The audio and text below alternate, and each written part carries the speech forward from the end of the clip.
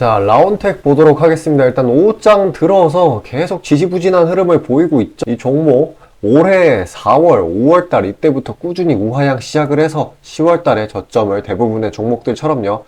저점을 확인을 한 뒤 약간의 상승세를 보여주고 있는 상황이었는데 오늘 이런 식으로 중기 이평선에 비비다가 단기적인 하락이 나온 걸로 보이고 있어요. 그래서 어떻게 보면 차트가 완전히 죽어 있고 그리고 거래량 또한 없어서 언제 반등할지 모르는 그런 기약 없는 상황인데 그 기약이 생겨나게 된 것 같습니다. 제가 생각을 했을 때는 최근에 오늘이죠. 삼성 관련 이슈가 있었어요. 바로 10년 만에 부활한 삼성의 미래사업 계획단인데요. 이게 뭐 하는 거냐? 이 신사업을 찾아서 공격적인 M&A 이거를 하겠다라는 거예요.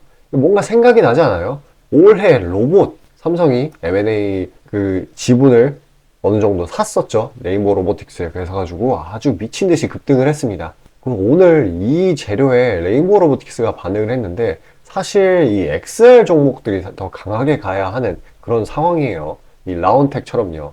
일단 이 삼성 2013년에 신사업 추진단 이거를 조직한 이력이 있는데 이 미래사업 기획단이 신사업 추진단과 굉장히 유사한 흐름을 보이고 있어요. 그리고 재작년에 삼성이 미래신사업 이걸로 뭘 언급을 했었냐면은 지금 엄청나게 올라간 레인보우 로보틱스 그리고 바로 XR입니다. 레인보우 로보틱스가 아니라 그냥 로봇이에요. 이 XR의 경우에는 지금 어떤 상황이냐면은 글로벌적인 흐름을 본다라고 하면은 메타가 퀄컴 구글 이런 친구들이랑 연합을 해서 XR 기기를 만들고 있어요. 그리고 또 경쟁사가 또 삼성의 운명의 애플 내년에 1분기에 비전 프로 이거 출시를 앞두고 있는 시점이에요. 그래서 삼성도 이제 머지않은 시점에 아마 이제 굉장히 공격적인 추진력으로 XR 관련 기기를 시장에 내놓을 확률이 엄청나게 커. 이제 조금만 더 생각을 해본다라고 하면은 요즘 시장은 M7 이런 친구들만 잘 가요. 뭐냐면은 뭐 엔비디아, 테슬라 이런 친구들인데 얘네가 세 가지 분야로 나눠 있습니다. AI, 뭐 직접적인 AI가 될 수도 있고 반도체가 될 수도 있고 실제로 이 엔비디아가 AI 쪽에 분류가 돼 그리고 자율주행 그리고 마지막에 XR이에요. 메타가 들어가 있죠. 삼성은 지금 이걸 다 하려고 하고 있어요. 이번에 미래사업 기획단으로. 뭐 이제 주주 입장에서는 사실 어떤 기업을 M&A 할 거냐 라는 그 시그널을 먼저 포착하는 게 가장 중요한데 근데 그게 XR의 확률이 높은 이유가 하나 더 있습니다. 올해 이번 11월 9일 날에 어떤 일이 있었냐면은 삼성이 메타 출신 XR 관련 전문가를 주요 인사로 영입을 한 그런 이력이 있어요. 얼마 안 됐죠. 그래가지고 뭐 마이크로 디스플레이 사업화와 관련해가지고 또 연말 조직 개편 가능성이 점쳐진 적이 있어요. 그러니까 추가적으로 이런 XR 관련 인재들을 더 들여올 거라는 거고 제가 말씀드렸던 대로 내년 애플의 XR 기기 비전 프로 이거에 대항해가지고 XR 관련 이제 뉴스들을 마구 뽑아낼 거고 어떤 종목이 이 삼성의 M&A 대상이 될 건지 하는 기대 심리가 시장을 찌르겠죠. 이 XR 테마를. 근데 라운텍 한번 보세요. 3월에 났다가 우후죽순 이제 상승폭 전부 반납했잖아요. 완전 이거 힘 들어오면은 진짜 미친 듯이 올라갑니다. 어떻게 보면 지금이 담기 딱 좋은 상황이에요. 어정쩡하게 올라가는 것보다는 완전 저점에서 횡보하는 종목 담아주는 게 좋다. 그리고 결국에는 올라갈 수밖에 섹터이다 라고 보시면 됩니다. 그러니까 너무 일일비하실 필요는 없고 주주라고 하시면 이 고점에 물린 주주분이라고 하시면 여기까지 구조되는 분명히 찾아갈 거고요. 내가 만약에 큰 수익을 노린다라고 하면은 지금과 같은 묻어두시길. 자, 아침에 시간이 없으신 분들을 위해 장 전에 당일 부각 모멘텀 그리고 시세 분출 종목 매일 아침에 구독자분들께 보내드리고 있습니다. 자, 쓰잘데기 없는 이 정크 가짜 정보들 다 필터링 거친 뒤에 정제된 정보들이고요. 당일 부각 이슈들로만 정리해서 보내드립니다. 자, 시장에는 한 가지 진리가 있어요. 아무리 초특급 악재가 터져도 막 해가 서쪽에서 뜬다고 하더라도 이 아침에 시장이 개장을 했을 때 반드시 튀어오르는 종목은 항상 존재해요. 그래서 이러한 특성 때문에 장초 개장 시간 1시간 동안만 매매를 하고 나머지 시장은 관망을 하시는 분들도 상당히 많으시죠. 근데 만약 내가 스윙이나 장투를 지향한다고 해도 이 가장 활발한 시간 개장 후 1시간대를 놓치는 거는 합리적인 투자 관점에서 보면 너무나도 아까운 일이에요. 자, 장 초반에는 뭐 기본 수급, 세력의 움직임, 전일 모멘텀 등등 다양한 요인들,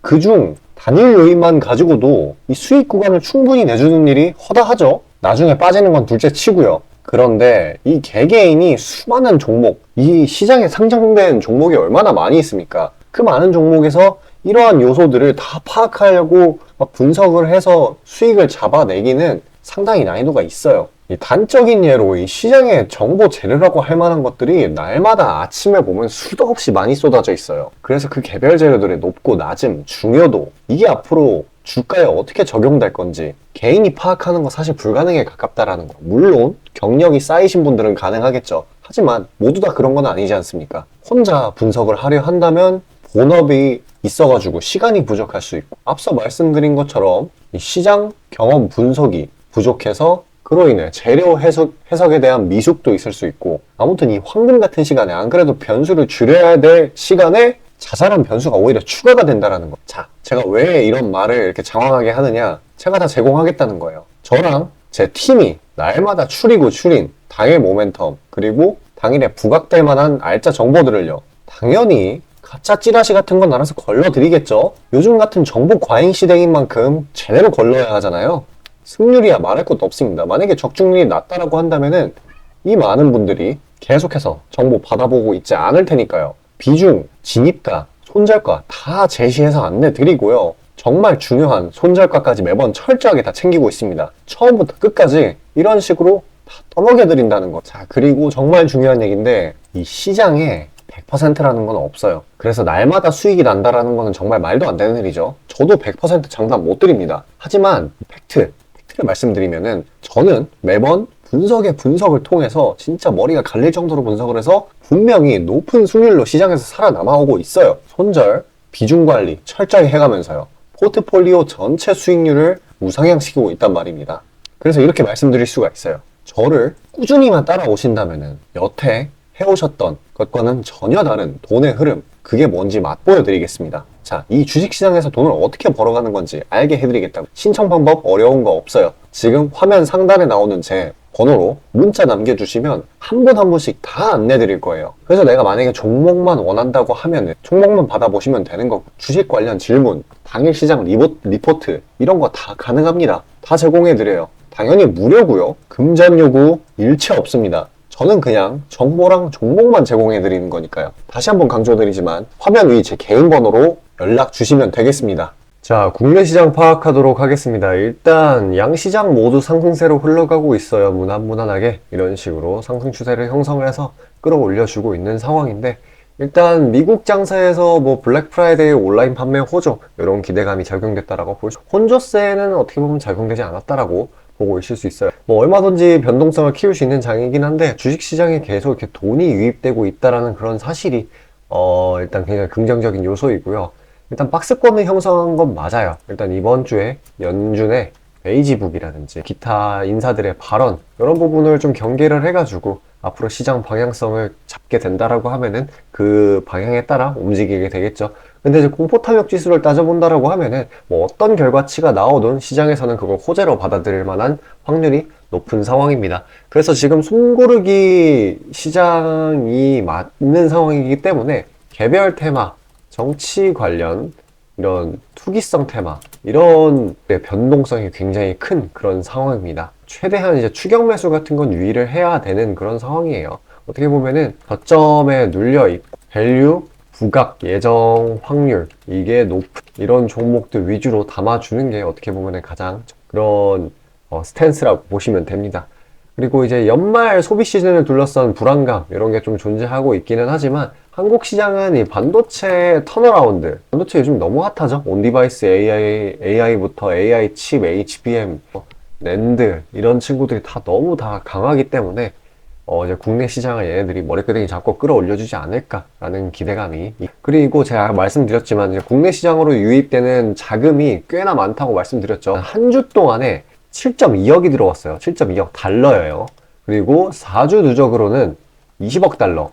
이렇게 순유입세를 기록하고 이게 있고 지금 2,500 위에서 최대한 놀아주고 있는 상황이라 가지고요. 어떻게 보면 슈팅을 준비한다라고 그런 식으로 봐도 나쁘지가 않은 그런 상황이에요. 사실 연준 베이지북 결과치를 어떤 결과치가 나오든 긍정적인 쪽으로 받아들일 거라는 그런 암시가 될 수도 있겠죠. 어쨌거나 이제 미국의 신규 주택 판매 부진, 그리고 금리 달러 하락, 그리고 이스라엘 하마스 휴전 등등 이런 식으로 매크로 환경이 굉장히 양호하기 때문에 추가 상승이 조만간 나올 것 같고, 중간중간 좀 우려가 될 만한 부분은 최근에 강한 상승세에 대한 피로감 누적, PC 물가, 베이지북 수출, 주요 이벤트들을 앞둔 그런 모습들, 그런 눈치 보기 심리, 그런 게 따지고 본다라고 하면은 장애물일 수도 있지만 결국에 시간이 지나면 해소가 되는 부분이니까요. 너무 걱정할 필요는 없겠습니다. 이렇게 단기권 박스 안에 갇혀 있다 보니까 순환매가 빨리 일어나서 최대한 추격 매수는 자제를 하셔야 돼요. 제가 드렸었던 것처럼.